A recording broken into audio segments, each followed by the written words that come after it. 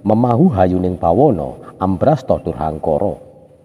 Manusia hidup di dunia harus mengusahakan keselamatan, kebahagiaan, dan kesejahteraan, serta memberantas sifat angkara murka, serakah, dan tamak.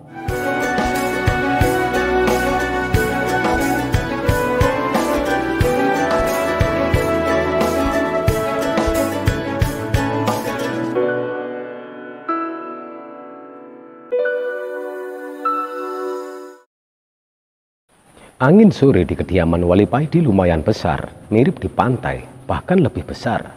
Datang Deng Ali untuk menanyakan perihal sedulur papat versi Wali Paidi. Wali Paidi, benarkah sedulur papat limo pancer niku wonten? Lan pripun ceritane kok diwastani sedulur papat? Makaten Dimas, nderek kitab Carang Seket diceritakan menawi dasar cerita wayang ala Carang Seket. Kanjeng Sunan Kalijaga badhe ndamel cerita wayang Innalillahi. Loh, wayang Innalillahi niku pripun toh? Kula mboten jelas Wali Paidi. Tanya Den Ali. Nyuwun sewu Dimas, punika wayang Innalillahi wa inna ilaihi rajiun. Yen wong Jawa ora mudeng. Supayane wong Jawa saged mudeng utawi paham, tak jenengke aja lali sangkan paraning dumadi. Jawab Wali Paidi. Dados wayang sangkan paraning dumadi kuwi wayang Innalillahi wa inna ilaihi rajiun menawi cara Arab. Lah ben wong ki ora lali karo sangkan paraning dumadi, tak gawake tembang mocopat. Tembang mocopat biar manusia bisa selamat kudu bisa maca barang papat. Barang papat kuwi apa? Kancane nyawa sing medhun nang donya, manggon ing raga. Sing sisih tengen malaikat loro jenenge malaikat hafadzah. Sing manggon ning sisih kiwa iblis loro jenenge jin korin. Iki yen wong Jawa ya ora mudeng.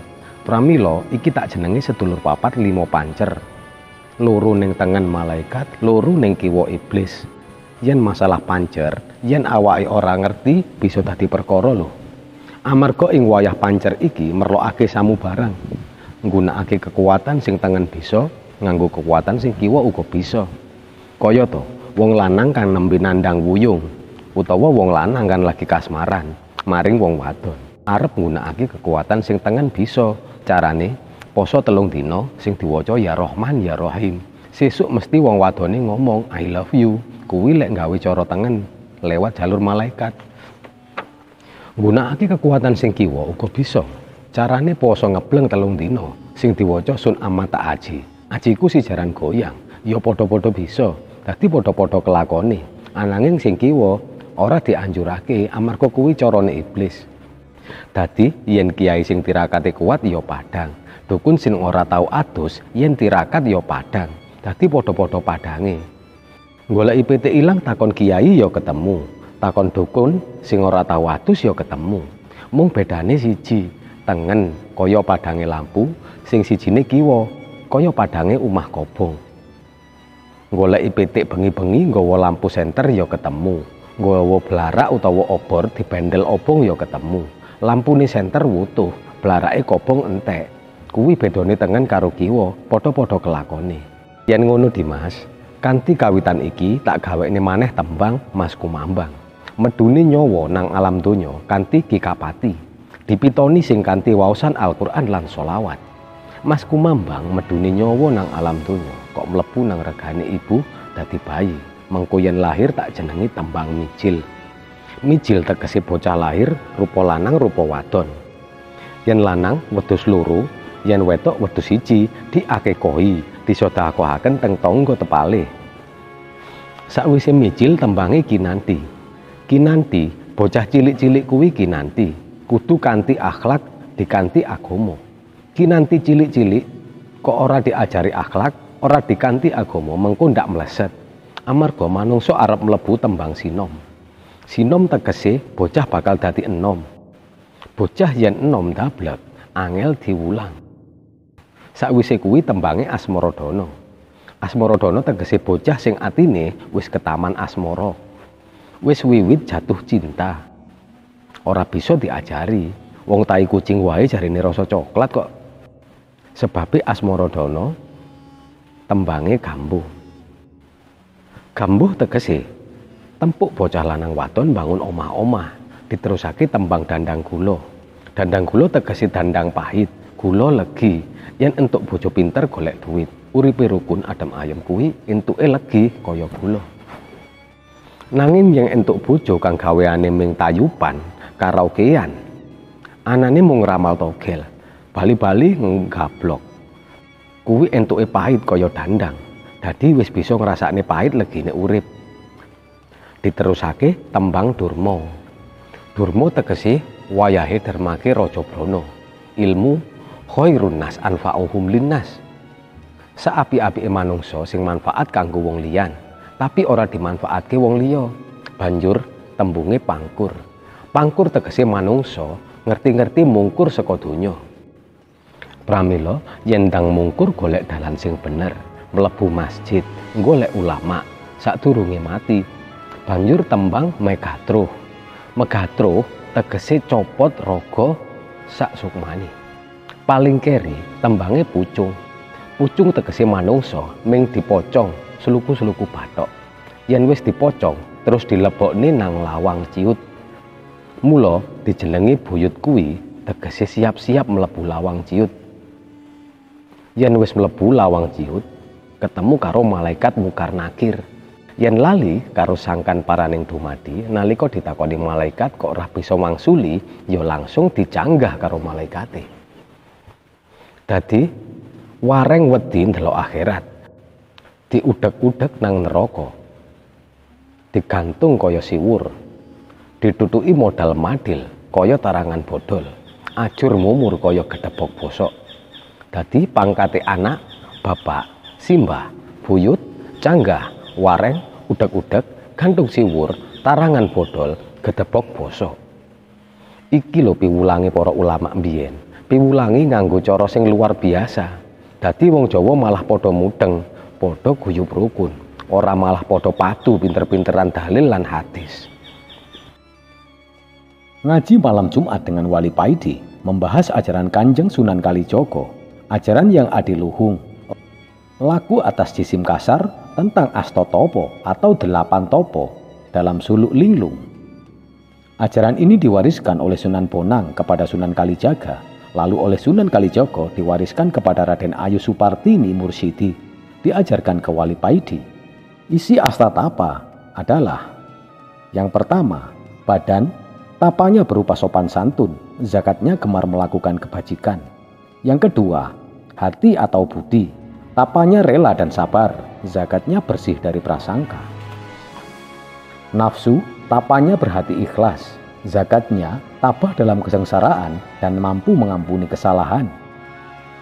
Yang keempat, nyawa, tapanya berlaku jujur, zakatnya tidak mengganggu orang dan tidak mencela. Yang kelima, rasa, tapanya berlaku utama, zakatnya berduka atau karena melakukan salah, diam dan bertobat. Yang keenam, cahaya atau nur, tapanya berlaku suci, zakatnya berlaku ikhlas. Yang ketujuh, atma atau hayu, tapanya berlaku awas, zakatnya senantiasa eling atau ingat. Yang kedelapan, badan, tapa untuk badan meliputi mata, tapanya mengurangi tidur, zakatnya tidak ingin memiliki kepunyaan orang.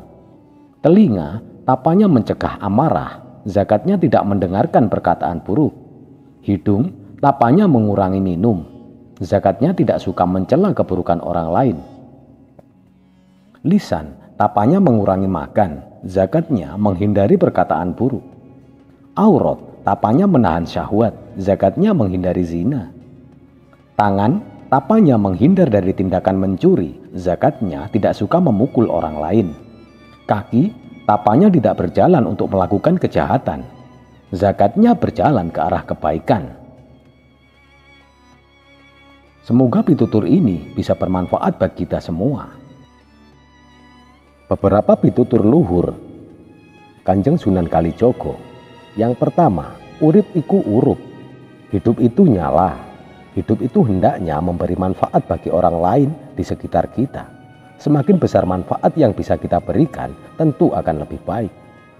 Yang kedua, memahu hayuning pawono ambrasto durhangkoro.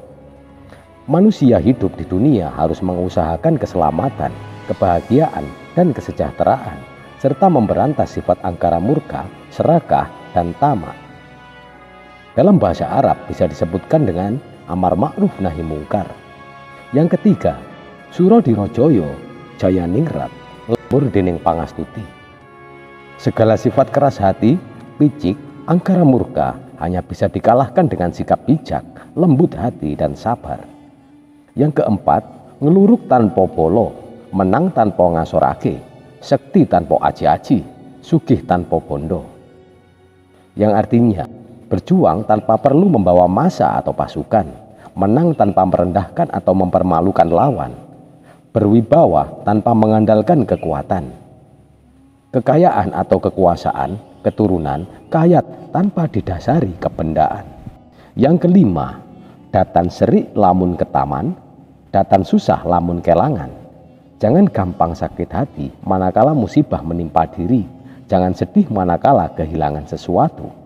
Yang keenam, ojo gumunan, ojo getunan, ojo kagetan, ojo aleman. Yang artinya, jangan mudah terheran-heran, jangan mudah menyesal, jangan mudah terkejut, jangan mudah kolokan atau manja. Yang ketujuh, ojo katungkul marang kalungguhan, katunyan lan kemareman. Janganlah terobsesi atau terkungkung oleh keinginan untuk memperoleh kedudukan, kebendaan, dan kepuasan duniawi. Yang kedelapan, ojo kominter mundak keblinger, ojo cidro mundak ciloko. Jangan merasa paling pandai agar tidak salah arah. Jangan suka berbuat curang agar tidak celaka. Yang kesembilan, ojo milik barang kang melok, ojo mangro mundak kenduh. Jangan tergiur oleh hal-hal yang tampak mewah, cantik, dan indah. Jangan berpikir mendua agar tidak kendur niat dan kendor semangat. Ojo adigang, adigung, lan adikuno, yaitu yang ke-10. Jangan sok kuasa, sok besar, dan sok sakti. Masa lampau, Wali Songo menyebar ke berbagai daerah di seluruh Jawa untuk menyebarkan agama Islam. Terdapat beberapa lokasi yang diketahui memiliki jejak keberadaan Wali Songo. Di pantai utara misalnya, diketahui terdapat sebuah lokasi yang menjadi tempat salah seorang Wali Songo, yakni Sunan Kalijogo. Tempat tersebut adalah Bukit Surawiti. Bukit ini terletak di Desa Surawiti, Kecamatan Panceng, Kabupaten Gresik. Sementara dari kota Gresik, bukit ini berjarak sekitar 40 km dan dapat ditempuh melalui jalur Pantura. Menurut kepercayaan masyarakat sekitar, bukit ini menjadi lokasi dalam ritual 40 hari 40 malam yang dilakukan oleh Raden Said. Di bukit tersebut, Raden Said menjaga tongkat Sunan Bonang yang tertancap di tepi telaga. Tidak hanya itu, bukit ini menjadi cikal bakal nama Sunan Kalijaga. Nama tersebut memiliki arti sebagai Sunan Penjaga Sungai. Bukit Surawiti menjadi makam Empu Supo atau Pangeran Sedayu yang merupakan adik ipar sekaligus santri Sunan Kalijogo. Banyak orang yang mengunjungi makam Empu Supo untuk mendapat kekuatan sakti dan benda pusaka. Di dekat makam tersebut terdapat goa yang dinamakan Gua Macan. Tidak jauh dari sana ada sebuah goa bernama Gua Langsih yang konon menjadi lokasi bertapa Sunan Kalijaga. Gua ini juga menjadi tempat tinggal berandal Lokajaya. Lokajaya merupakan julukan Raden Said sebelum menjadi Sunan Kalijogo. Julukan itu disematkan kepadanya karena dirinya mengetahui sering merampas harta orang kaya untuk diberikan kepada fakir miskin. Gua Langsih diceritakan sebagai tempat Sunan Kalijogo berdiskusi dengan sunan-sunan yang lain. Diskusi ini umumnya mengenai masalah soal keagamaan yang tengah terjadi di masyarakat sekitar kala itu. Warga sekitar masih menjaga kesakralan dari lokasi tersebut. Banyak pengunjung datang dan melakukan ritual seperti berziarah, mengalap barokah, bahkan hingga pesugihan. Namun, ada juga yang hanya sekedar datang untuk berwisata. Pengunjung yang ingin berwisata disarankan untuk datang di hari-hari baik, seperti hari Senin dan Kamis. Gua Langsih juga menjadi lokasi di mana acara keagamaan diselenggarakan. Beberapa kegiatan seperti gerebek maulid, gerebek poso, gerebek besar, malam cukup sering dilakukan di sana.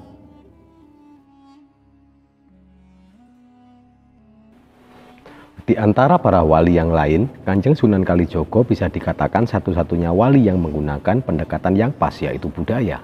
Beliau sadar tidak mungkin menggunakan budaya lain untuk menyampaikan ajaran Sangkan Paraning Dumadi secara tepat kepada penduduk Jawa. Setelah dilantik menjadi wali, dia mengganti jubahnya dengan pakaian Jawa memakai blangkon atau udeng. Nama Raden Said, putra Adipati Tuban yaitu Temenggung Wilatikta dan Dewi Nawangrum.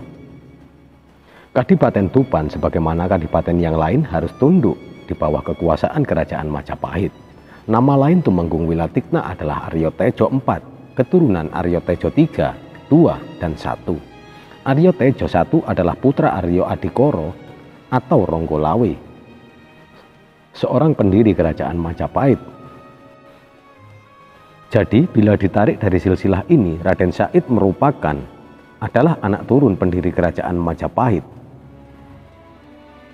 Raden Said lahir di Tuban pada saat Majapahit mengalami kemunduran. Karena kebijakan dan salah kaprah, pajak dan upeti dari masing-masing kadipaten yang harus disetor ke kerajaan Majapahit sangat besar sehingga membuat miskin rakyat jelata. Suatu ketika Tuban dilanda kemarau panjang, rakyat hidup makin sengsara hingga suatu hari Raden Said bertanya ke ayahnya, "Bopo, kenapa rakyat Kadipaten Tuban semakin sengsara? Ini dibuat lebih menderita oleh Majapahit." Sang ayah tentu saja diam sambil membenarkan pernyataan anaknya yang kritis ini.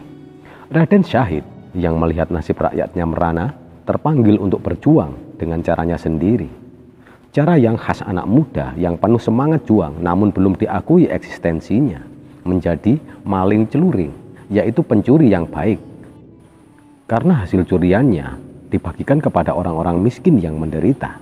Tidak hanya mencuri, melainkan juga merampok orang-orang kaya dan kaum bangsawan yang hidupnya berkecukupan. Suatu ketika perbuatan mulia namun tidak lazim itu diketahui oleh sang ayah, dan sang ayah tanpa ampun mengusir Raden Said karena dianggap mencoreng-coreng kehormatan keluarga adipati. Pengusiran tidak hanya dilakukan sekali namun beberapa kali. Saat diusir, Raden Said kembali melakukan perampokan, namun sialnya dia ditangkap pengawal kadipaten hingga sang ayah kehabisan akal sehat. "Syahid anakku, kini sudah waktunya kamu memilih. Kau yang suka merampok itu pergi dari wilayah Tuban, atau kau harus tewas di tangan anak buahku." Raden Said tahu bahwa saat itu harus benar-benar pergi dari wilayah Tuban, dan akhirnya dia pun dengan hati gundah pergi tanpa arah tujuan yang jelas. Suatu hari, dalam perjalanan di hutan Jatiwangi, dia bertemu lelaki tua yang kemudian memperkenalkan dirinya sebagai Sunan Bonang. Sunan Bonang adalah putra dan murid Sunan Ampel yang berkedudukan di Bonang, dekat Tuban. Said yang ingin merampok Sunan Bonang akhirnya harus bertekuk lutut, dan Said akhirnya berguru pada Sunan Bonang. Oleh Sunan Bonang yang saat itu sudah jadi guru spiritual ini, Syahid diminta duduk diam bersila di pinggir sungai. Posisi duduk diam meneng ini di kalangan para yogi dikenal dengan posisi meditasi. Raden Said saat itu telah bertekad untuk mengubah orientasi hidupnya secara total 180 derajat. Yang awalnya dia berjuang dalam bentuk fisik menjadi perjuangan dalam bentuk batin. Dia telah meninggalkan syariat masuk ke ruang hakikat untuk menekuk nikmatnya makrifat. Namun syarat yang diajarkan Sunan Bonang cuma satu: duduk, diam, meneng, mengalahkan diri atau ego, dan patuh pada sang guru sejati atau kesadaran ruh. Untuk menghidupkan kesadaran guru sejati atau ruh yang sekalian lama terkubur dan tertimbun nafsu dan ego ini, Sunan Bonang menguji tekad Raden Said dengan menyuruhnya untuk diam di pinggir kali. Ya, perintahnya hanya diminta untuk diam tok. Tidak diminta untuk zikir atau ritual apapun, cukup diam atau meneng di tempat.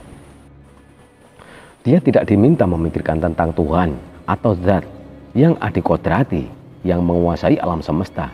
Tidak, Sunan Bonang hanya meminta agar sang murid untuk patuh, yaitu diam, meneng, hening, pasrah, sumarah, sumeleh. Awalnya orang diam pikirannya kemana-mana, namun sekian waktu diam di tempat, akal dan keinginannya akhirnya melemas dan akhirnya benar-benar tidak memiliki daya lagi untuk berpikir. Energi keinginan duniawinya lepas landas dan lenyap. Raden Said mengalami suwung total dalam batinnya, fana total. karena telah hilang sang diri atau ego. Demikian gambaran kesadaran ruh Raden Said kala itu. Berapa lama Raden Said diam di pinggir sungai?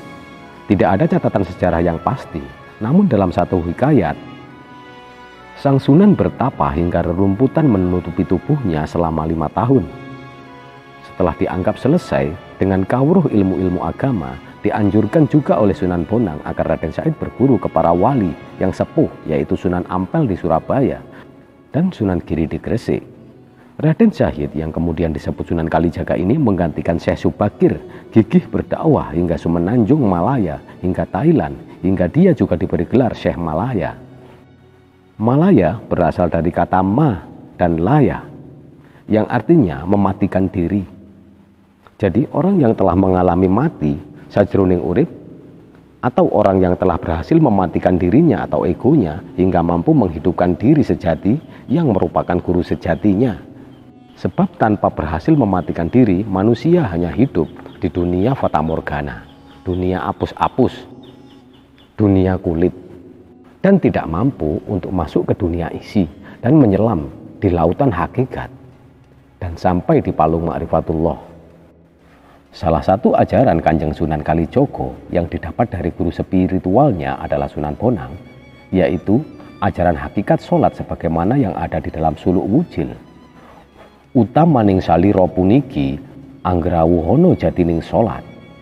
Sembah lawan pujine, jatining sholat iku dudu ngiso tuwin maghrib. Sembah araneko. Wenange puniku lamun aranono sholat, pan minangka kekembanging salam daim. Ingaran toto kromo. Yang artinya, unggulnya diri itu mengetahui hakikat sholat, sembah dan pujian. Sholat yang sesungguhnya bukanlah mengerjakan sholat isya atau maghrib. Itu namanya sembahyang. Apabila disebut sholat, maka itu hanya hiasan dari sholat daim, hanya tata krama. Di sini kita tahu bahwa sholat sejati adalah tidak hanya mengerjakan sembah raga atau tataran syariat mengerjakan sholat 5 waktu. Sholat sejati adalah sholat daim, yaitu bersatunya semua indera dan tubuh kita untuk selalu memujinya dengan kalimat penyaksian bahwa yang suci di dunia ini hanya Tuhan, Allah Subhanahu wa Ta'ala. Hu Allah, Dia Allah. Hu saat menarik napas dan Allah saat mengeluarkan napas. Hu artinya Dia, Allah ya Allah. Sebagaimana yang ada di dalam suluk wujil, pangabektine ingkang utami noralan waktu sasa lahira punika mongko sembahe munang muni punika.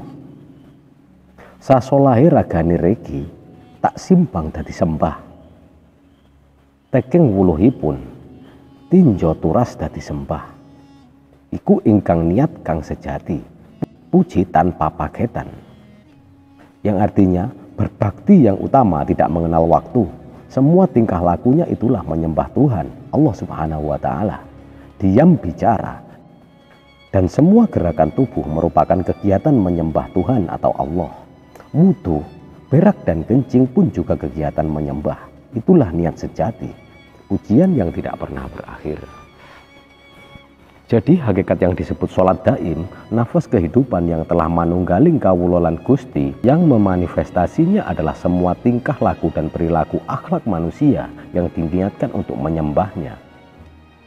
Selalu awas, iling, dan waspodo atas apapun yang kita pikirkan, apapun yang kita kehendaki, apapun yang kita lakukan ini adalah bentuk yang dituntun oleh aku sejati, guru sejati, yang selalu menyuarakan kesadaran holistik bahwa diri kita ini adalah dirinya.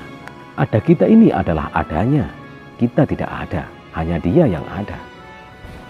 Jadi, sholat daim itu tanpa menggunakan syariat wudhu untuk menghilangkan hadas atau kotoran. Sebab kotoran yang sebenarnya tidak hanya kotoran badan, melainkan kotoran batin. Sholat daim boleh dilakukan saat apapun, misalnya makan, minum, dan kegiatan-kegiatan lainnya. Begitupun saat bekerja. Suatu ketika Sunan Kalijogo bertekad pergi ke Mekah untuk melaksanakan ibadah haji. Di tengah perjalanan dia dihentikan oleh Nabi Khidir. Sunan dinasihati agar tidak pergi sebelum tahu hakikat ibadah haji, agar tidak tersesat dan tidak mendapatkan apa-apa selain capek. Mekah yang ada di Saudi Arabia itu hanya simbol, dan Mekah yang sejati ada di dalam diri. Dalam suluk Mucil disebutkan sebagai berikut. Nora weruh ing Mekah iki, alit milo teko ing awayah, mang tekaing prono yen ono sangunipun. Tekeng Mekah tur dadi wali, sangunipun alarang. Dahat dening ewuh, dudu srepi dudu dinar, sangunipun kang suro, legaweng pati. Sabar lilo ing dunyo, masjid ing Mekah tulyo ngideri, kabatullah punika ning tengah, gumatung tan poco cantel. Dinulu saking luhur, langit katon ing ngandhap iki, dinulu saking ngandhap, bumi aneng luhur, tinon kulon katon wetan, tinon wetan katon kulon, iki singgih tinggalnya awalasan. Yang artinya, bila tidak tahu Mekah yang sesungguhnya, sejak muda hingga tua, seseorang tidak akan mencapai tujuannya. Saat ada orang yang membawa bekal sampai di Mekah dan menjadi wali, maka sungguh mahal bekalnya dan sulit dicapai. Padahal bekal sesungguhnya bukan uang melainkan kesabaran dan kesanggupan untuk mati, kesabaran dan kerelaan hidup di dunia. Masjid di Mekah itu melingkar dengan Ka'bah berada di tengahnya, bergantung pada pengait. Maka dilihat dari atas tampak langit di bawah, dilihatnya dari bawah tampak bumi di atas, melihat yang barat terlihat timur, dan sebaliknya. Itu penglihatan yang terbalik. Maksudnya bahwa ibadah haji yang hakiki adalah bukanlah pergi ke Mekah saja, meskipun pergi ke Mekah merupakan ibadah haji yang syariah. Namun lebih mendalam dari penghayatan yang seperti itu, ibadah yang sejati adalah pergi ke kiblat yang ada di dalam diri sejati, yang tidak bisa terlaksana dengan bekal harta, benda, kedudukan, tahta, apapun juga.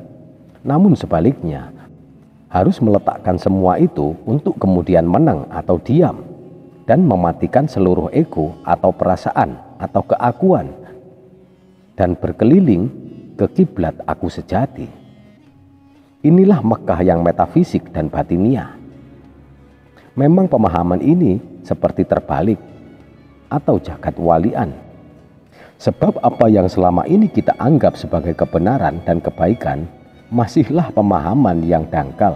Apa yang kita anggap terbaik, tertinggi, seperti langit dan paling berharga di dunia ternyata tidak ada apa-apanya dan sangat rendah nilainya. Apa bekal agar sukses menempuh ibadah haji ma'rifat atau berziarah diri sendiri? Bekalnya adalah kesabaran dan keikhlasan, sabar berjuang dan memiliki iman yang teguh dalam memilih jalan yang barangkali dianggap orang lain sebagai jalan yang sesat. Ibadah haji metafisik ini akan mengajarkan kepada kita bahwa epicentrum atau pusat spiritual manusia adalah bertawaf, berkeliling ke rumah Tuhan, berkeliling ke rumah Allah, berkeliling bahkan masuk ke aku sejati, dalam kondisi yang paling suci dan bersimpuh di kakinya dan yang mulia. Tujuan haji terakhir adalah untuk mencapai insan kamil atau insan yang sempurna, yang merupakan kaca penggala kesempurnaannya, yaitu kesempurnaan Allah Subhanahu wa Ta'ala. Untuk mencerna lebih mendalam, diperlukan seorang guru mursyid untuk menerangkan ini semua. Kita tidak boleh mengartikannya menurut pikiran kita sendiri. Mohon maaf bila ada kekurangan atau salah-salah kata. Salam Rahayu. Rahasia titik bak Kanjeng Sunan Kalijogo. Kanjeng Sunan Kalijogo berkata kepada Sunan Bonang, "Ya Syekh, ajari aku tentang Islam. Tidak perlu banyak-banyak, cukup satu titik bak saja yang ada di dalam Bismillah." Seluruh kandungan rahasia Al-Quran ada di dalam Al-Fatihah, dan semua yang ada di Al-Fatihah ada di dalam Bismillahirrahmanirrahim. Dan setiap kandungan yang ada di dalam Bismillahirrahmanirrahim ada di dalam huruf ba, dan setiap yang terkandung di dalam ba ada di pada titik yang berada di bawah ba. Bismillahirrahmanirrahim itu kedudukannya sama dengan kun dari Allah. Bagi yang sudah memecahkan rahasia titik di bawah huruf ba, ketahuilah bahwa titik yang berada di bawah huruf ba adalah awal mula setiap surat dan kitab Allah. Sebab huruf itu sendiri tersusun dari titik-titik yang sudah semestinya Setiap surat ada huruf yang menjadi awalnya, sedangkan setiap huruf itu ada titik yang menjadi awalnya huruf. Titik ba inilah kemudian pintu lorong kalbu yang akan menembus batas dimensi ruang dan waktu. Titik awal dan titik akhir. Demikian juga alam semesta ini yang merupakan kitab Allah juga. Setiap benda apapun terdiri dari kumpulan titik-titik, semuanya bersatu dalam titik. Titik itu adalah Allah. Syariat, thariqat berawal dari titik. Hakikat, makrifat berakhir di titik. Titik itu dalam jasad kita yaitu jantung yang diisi dengan satu nama zat Allah atau ismu zat. Maka zikir zahar dan zikir khofi menjadi titik pertemuan antara lautan zahir dan lautan batin. Itulah pintu ke alam lain yang menyingkap seluruh rahasia alam semesta untuk menyaksikan dan menyatu manunggal dengan satu titik sentra yaitu zat Allah Subhanahu wa Ta'ala sebagai pusat penggerak dari seluruh titik di alam semesta ini. Maka tiada yang diam dan bergerak kecuali Allah. Tiada segala sesuatu pun wujud di alam semesta ini kecuali Allah. La ilaha illallah, la maujuda illallah. Allah berfirman, bumi kulipat bagi orang beriman. Maksudnya, titik-titik di alam semesta dijadikan metrik yang dilipat sehingga membentuk lorong waktu, menyingkat jarak dan menembus semua dimensi ruang galaksi. Maka mudah saja bagi Allah mengisra mi'rajkan Nabi Muhammad SAW sudah sampai sebelum melangkah. Tidaklah heran jika para waliullah dari Nusantara dalam sedetik udah pada sampai ke Mekah. Maka ketika titik ba itu lahir, menetes dari zat lahutiyah ke alam sifat jadilah Nur Muhammad. Di dalam kitab Sirrul Asror dijelaskan inilah hakikat dari asal muasal segala yang ada termasuk 7 lapis langit dan bumi dari Nur Muhammad. Apabila ketujuh titik latifah di dalam diri kita yaitu alam mikrokosmos sudah tersambung dengan zikrullah, menyatu dengan titik Allah di alam semesta makrokosmos, maka itulah lorong kalbu yang akan menembus ruang dan waktu. Aktifan 7 cakra, titik di diri kita dengan 7 tingkatan zikir, yaitu zikir dahar atau masih diucapkan oleh mulut atau lisan. Yang kedua, zikir khofi atau zikir oleh hati dalam mulut dengan lisan hati. Yang ketiga, zikir ruh dengan hening ruh tanpa huruf dan tanpa suara dengan gerakan batiniah ruh. Zikir sir dengan rosoning roso melebihi meditasi dan tapa brata. Zikir akhfa atau zikir yang maha samar. Zikir natiko atau zikir cipta rasa, atau zikir kullu jasad, atau zikir di seluruh titik tubuh yang tersambung dengan titik ilahi dengan alam semesta. Kemudian puncak rahasia ilmu tertinggi yang pernah dicapai oleh manusia sepanjang peradaban dunia dicapai oleh seorang yang bernama Baginda Muhammad SAW. Beliaulah yang ketujuh titik dirinya diaktifkan dan dinyalakan oleh Allah Subhanahu wa Ta'ala. Oleh Rasulullah SAW diwariskan kepada sahabat yang 4. Maka sayang sekali jika sekarang kita tidak mempelajari dan mengamalkannya, karena itu rahasia dari segala rahasia dibuktikan oleh Isra Mi'raj yang menembus seluruh batas dimensi alam. Maka ketika seseorang hamba berzikir, berarti ia sedang menyambungkan titik-titik kepada Tuhannya. Putus sambungkan, lupa ingatkan lagi. Maka dari titik-titik itu terbentuklah garis lurus antara hamba dengan Tuhannya.